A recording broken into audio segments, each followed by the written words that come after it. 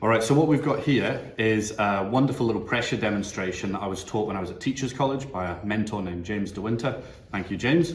I've used this every year since. So what I've got is some little marshmallows inside a conical flask, and we've got a wine keeper you can buy from most sort of hardware stores or online. And so that's a little valve that goes in the top of the bottle, and this is the handle that pumps air out of the container. So we jam the valve in there, and then we remove the air. And you can see quite a transformation in the marshmallows. And then to, obviously the really cool transition, if you return the pressure, or equalize the pressure, you can see the marshmallows return to normal. So a couple little tips and tricks. You can use conical flasks as long as they fit the valve that you get. Or you could get like a half bottle of vodka with a clear glass. That works really well. It's also got quite a nice wide panel for visibility. I've never had a problem where the glass is cracked during the demonstration, so you don't need to be too cautious about that. And the other little trick is to get cooking marshmallows. So these are a bit smaller. I used to try and do it with very large marshmallows, and it made a mess of the neck. But these small ones are much easier to get in and out of the conical flask. They've also, it's a resealable packet, so you can use some and then the other ones will keep for future demonstrations.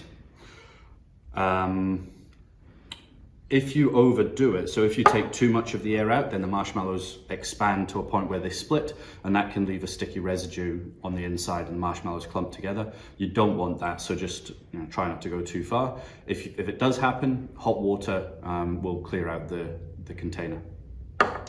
Now, a small variation on that one, you can get something called a fizz keeper as well. I got these online for about $5 or $6, and got another conical flask with some marshmallows.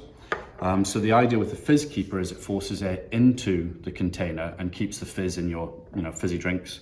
Well, that's the marketing gimmick. A really cool idea would be to get one of your students to test this and see whether or not it holds its marketing claim. So with this one, we're going to put the fizz keeper into the neck of the conical flask. This one takes a little bit more pumping, but hopefully you'll be able to see what's going on as I'm pumping air into the container.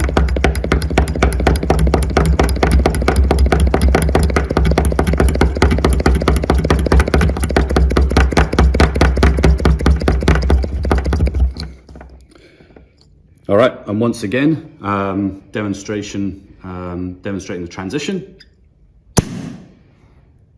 All right, and there you have a couple of cool little pressure demonstrations, and you can link in forces really easily into those. All right.